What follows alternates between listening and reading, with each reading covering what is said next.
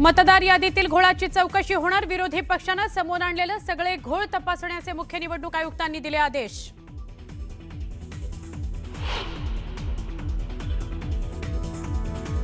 मराठ्यांच्या आरक्षणाच्या मुद्द्यावरून ओबीसी नेत्यांमध्ये उभी फूट. भुजबळ आणि वडेट्टीवारांमध्ये संघर्ष पेटला. वडेट्टीवारांच्या बाजूने मैदानात उतरत तायवाडेंचाही भुजबळांवर निशाणा. भुजबळांनी गैरसमजुतीतून वक्तव्य केलं असेल. भुजबळांना भेटून समजून सांगणार. दिवाळीनंतर सगळ्या ओबीसी नेत्यांची बैठक घेणार. विखे पाटलांची प्रतिक्रिया.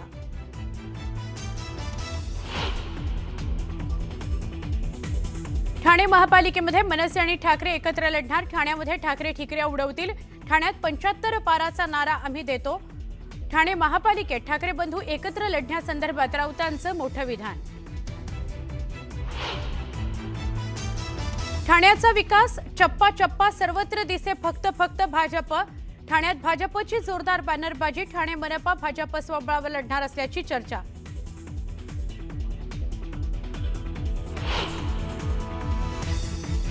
तुमच्याकडे काहीच नाही असं म्हणू नका.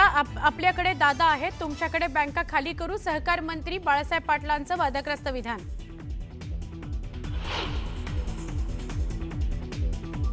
बनावट एनआयए चीफ असल्याचं सांगत 1,45,00,000ची फसवणूक. पुण्यामध्ये 70 वर्षाच्या व्यक्तीची फसवणूक करत उकळले पैसे.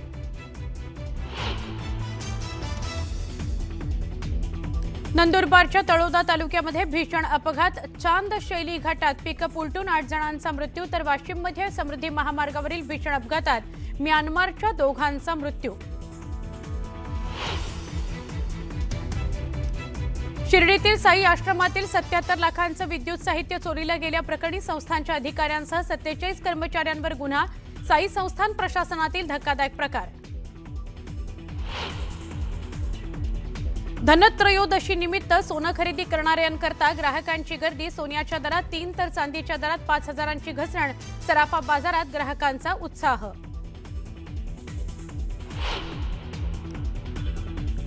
आणि अक्कलकोट स्वामी समर्थांचं मंदिर 20 तास खुलं राहणार. तर गाणगापूर श्री दत्तात्रय मंदिर 18 तास खुलं ठेवण्याचा निर्णय. दिवाळीतील सुट्यांमुळे मंदिर प्रशासनाचा निर्णय. आता आपण दुपारच्या 100 बातम्यांकडे वळूया. विजय वडेट्टीवारांनी भुजबळांसह जरांगे पाटलांवर हल्लाबोल केला. भुजबळांना भाजपनं माझ्यावर आरोप करण्याकरता सोडलेला आहे असा गंभीर आरोप वडेट्टीवारांनी केला. तर हा विषय काढण्याची गरजच काय होती? भुजबळांना माझ्या संदर्भात इतका संताप काय असा थेट सवाल वडेट्टीवारांनी केला. भुजबळांच्या अंबटच्या सभेत कोयत्याची भाषा झाली. त्यामुळेच मी पुढे गेलो नाही. मला टार्गेट करण्याचं काम सुरू आहे. तर भुजबळ आणि जरांगे दोघेही मला टार्गेट करतात असा गंभीर आरोप वडेट्टीवारांनी केला. संजय राऊतांनी शिवसेना उभाठ आणि मनसेच्या युतीची घोषणा केली. ठाण्यात मनसे आणि शिवसेना एकत्र लढणार. अबकी बार 75 पार असा नारा आहे असं खासदार संजय राऊत म्हणाले. ठाण्यात ठाकरे सर्वांच्या ठिकऱ्या उडवतील असंही राऊतांनी म्हटलंय. ठाण्याचा विकास चप्पा चप्पा सर्वत्र दिसे फक्त आणि फक्त भाजप अशा आशयाचे बॅनर ठाण्यात लागलेत. त्यामुळे ठाणे मनपास भाजप स्वबळावर लढणार असल्याची जोरदार चर्चा सुरू झालेली आहे. ठाण्यात गेल्या 2 दिवसांपासून भाजपच्या मॅरेथॉन बैठका देखील पार पडत आहेत. आपल्यापाशी काय नाही असं म्हणू नका, नाहीतर लोक तुमच्या जवळ येणार नाहीत. पूर्ण ताकदीनिशी उभं राहा. तुमच्यासाठी बँका खाली करून टाकू. आपल्याजवळ दादा आहेत असं वक्तव्य सहकार मंत्री बाबासाहेब पाटलांनी केलं. नांदेडच्या झालेल्या आढावा बैठकीत त्यांनी कार्यकर्त्यांसमोर हे वक्तव्य केलं. आगामी काळात होणाऱ्या पालिका निवडणुका स्वतंत्र लढायच्या की एकत्र लढायच्या याचा महायुतीत संभ्रम असतानाच दुसरीकडे मात्र राष्ट्रवादी काँग्रेसकडून मोर्चे बांधणीला सुरुवात झाली. पिंपरी चिंचवडमध्ये सुनील तटकर यांनी माजी नगरसेवकांसोबत बैठक घेतली. रत्नागिरी जिल्ह्यातील दापोलीत उबाठाचे कार्यकर्ते एकवटले. जिल्हाध्यक्ष विक्रांत जाधव यांच्या दौऱ्यानिमित्त कार्यकर्त्यांनी त्यांची भेट घेतली. यावेळी पक्ष बळकटी करता एकदिलानं काम करण्याचं आवाहन त्यांनी केलं.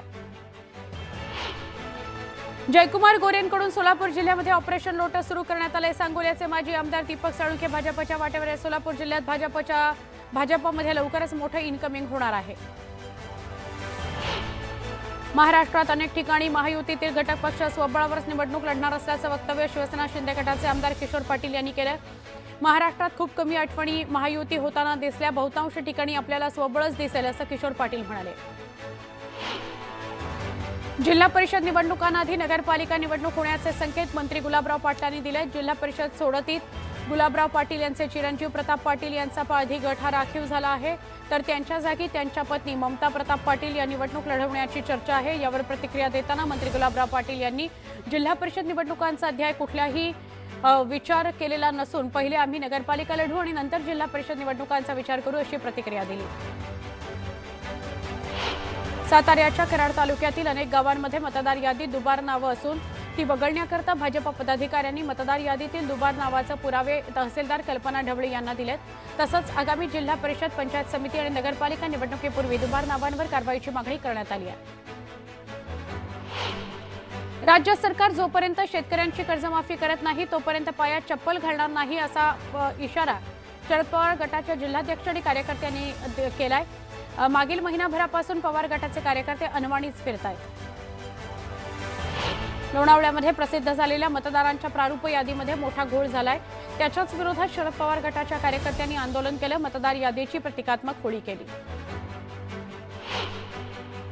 शिरूर तालुक्यातील सह्याद्री प्रतिष्ठान हिंदुस्थान या सामाजिक संस्थेकडून मराठवाडा भागातील पूरग्रस्त शेतकऱ्यांना मदतीचा हात देण्यात आला। या उपक्रमांतर्गत धाराशिव जिल्ह्यातील भूम तालुक्यातील 5 शेतकऱ्यांना 7 गायींचं वाटप करण्यात आलं। सोलापुरामध्ये भाजपच्या ओबीसी मोर्चाच्या वतीनं पूरग्रस्त विद्यार्थ्यांना शालेय साहित्याचं वाटप करण्यात आलं।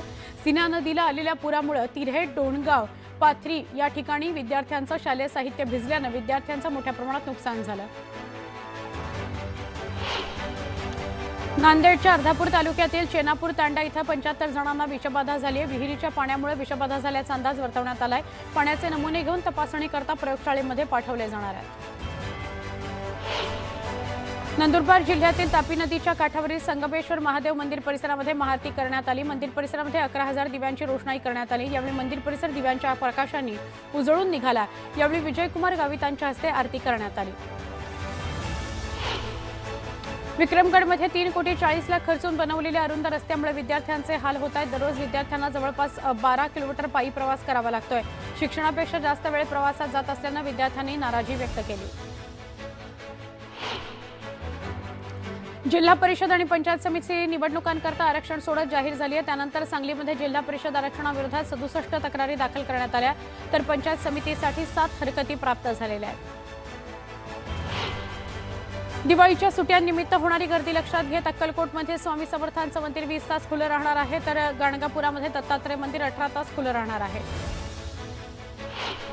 सोलापुरामध्ये शेतकरी तानाजी पवार यांचं निधन झालं आणि त्यांच्या निधनानंतर त्यांचा पाळीव कुत्रा 9 दिवस स्मशानभूमीमध्ये थांबल्याचं बघायला मिळालं। मोहोळ तालुक्यातील वडवळ गावामध्ये एका पाळीव कुत्र्यानं दाखवलेली निष्ठा सगळ्यांच्या मनाला भिडणारी ठरली। नंदुरबार कृषी उत्पन्न बाजार समितीमध्ये लाल ओल्या मिरचीची आवक वाढली आहे, मात्र योग्य भाव मिळत नसल्याने शेतकरी हवालदिल झालाय। पावसानंतर रोगाचा प्रादुर्भाव झाल्यानं मिरचीचं उत्पन्न घटलंय। दिवाळीनिमित्त आठवडाभर लासलगाव, मनमाडसह नाशिक जिल्ह्यातील बहुतांश बाजार समित्या बंद राहणार आहेत। त्यामुळे तब्बल 8 दिवस कांद्यासह सगळेच लिलाव ठप्प राहणार आहेत। लिलाव बंद झाल्याने शेतकऱ्यांची मात्र मोठी गैरसोय होणार आहे। गोंदिया जिल्ह्यामध्ये झालेल्या परतीच्या पावसामुळे तब्बल 2309 हेक्टरमधील पिकांना फटका बसलाय। त्यामुळे 6398 शेतकरी बाधित झालेले असून त्यांनी 3 कोटी 50 लाखांची मागणी केली आहे। कोकणात परतीच्या पावसानं पुन्हा एकदा शेती संकटात सापडले। परतीच्या पावसानं कोकणातील शेतकऱ्याचं कंबरड मोडलंय। महिनोन्महिने कष्ट करून पिकवलेलं पीक आता कुजायला लागलंय। त्यामुळे कोकणातील शेतकऱ्यांकरता कोणी पाऊल का उचलत नाही असा सवाल शेतकऱ्यांनी विचारला। पुण्यामध्ये राज्यस्तरीय रब्बी हंगाम नियोजन आढावा बैठक कृषी मंत्री दत्तात्रय भरणे यांच्या उपस्थितीत पार पडली। रब्बीचं वाढतं क्षेत्र लक्षात घेऊन आतापासूनच बियाणं, खतं, निविष्ठा यांचं नियोजन करण्यात येणार आहे। भंडारा शहरात भटक्या कुत्र्यांची संख्या दिवसेंदिवस वाढली आहे। त्यातच एका पिसाळलेल्या कुत्र्यानं तब्बल 20 जणांचा चावा घेतला, त्यात 9 बालकांचा समावेश आहे। या घटनेमुळे परिसरात दहशतीचं वातावरण आहे। दीपावलीचा एक दिवा छत्रपती शिवाजी महाराजांच्या चरणी या संकल्पनेतून किल्ले रायगडावर दिवाळी साजरी करण्यात आली। गडपूजनाचा कार्यक्रम करत मशाली पेटवून महाराजांना मानवंदना देण्यात आली। नाशिक रोड परिसरातील वडनेर गेट आर्टिलरी सेंटर जवळ मेसच्या मागे लावलेल्या पिंजऱ्यामध्ये आणखी एका बिबट्याचा बिबट्या अडकला. गेल्या 2 महिन्यांमध्ये 6 बिबट्यांना जेरबंद करण्यात वन विभागाला यश आलं. औरंगाबाद रेल्वे स्थानकाचं नामकरण करण्यात आलंय. शासनाच्या अधिसूचनेनुसार आता छत्रपती संभाजीनगर असं नामकरण करण्यात आलंय. 2023 मध्ये संभाजीनगरच्या नामांतरणाचा प्रस्ताव पाठवण्यात आला होता. शरदचंद्र पवार पक्षाच्या कार्यकर्त्यांनी धाराशिवमध्ये जिल्हाधिकारी कार्यालयासमोर काळी दिवाळी साजरी केली. पूरग्रस्त शेतकऱ्यांना दिलासा देण्याकरता जाहीर केलेलं मदतीचं पॅकेज न मिळाल्यानं आंदोलन करण्यात आलं. पुण्यातील बाणेर बालेवाडी परिसरातील नागरिकांनी आपुलकीची दिवाळी या अनोख्या उपक्रमाचं नियोजन केलंय. भाजपचे माजी नगरसेवक अमोल बालवडकर यांच्या पुढाकारानं घेतल्या गेलेल्या या उपक्रमामध्ये मराठवाड्यातील पूरग्रस्तांना 15,000हून अधिक कुटुंबियांना गृहोपयोगी वस्तू आणि खाद्यपदार्थांचं वाटप करण्यात आलं. जळगावच्या धरणगावामध्ये महाविकास आघाडीकडून हंबरडा आंदोलन करण्यात आलं. नुकसानग्रस्त शेतकऱ्यांना तातडीनं नुकसान भरपाई देण्याची मागणी यावेळी करण्यात आली. भिवंडी पूर्व विधानसभा क्षेत्रामध्ये 1,71,00,000 रुपयांच्या निधीतून विकास कामांचं उद्घाटन आमदार रईस शेख यांच्या हस्ते करण्यात आलं. यावेळी मोठ्या संख्येनं नागरिकांची उपस्थिती होती. एकात्मिक बालविकास सेवा योजनेअंतर्गत 6 महिने ते 3 वर्ष वयोगटातील बालकांकरता घरपोच वाटप होणाऱ्या मल्टीमिक्स सिरियल्स अँड प्रोटीन्स या खाऊच्या पॅकेटमध्ये मेलेला उंदीर आढळला. गोंदिया जिल्ह्याच्या देवरी तालुक्यातील अतिदुर्गम भाग असलेल्या धवलखेडी इथं हा प्रकार उघडकीस आला. या घटनेनं परिसरात पालकांमध्ये भीती आहे. सध्या पंढरपूर कॉरिडॉर प्रकरणी 2,500 जणांच्या आक्षेपांवर सुनावणी पूर्ण झाली. लोकांच्या अपेक्षा तसंच त्यांच्या मागण्यांचा अहवाल तयार करून राज्य शासनाकडे पाठवला गेला, अशी माहिती जिल्हाधिकारी कुमार आशीर्वाद यांनी दिली.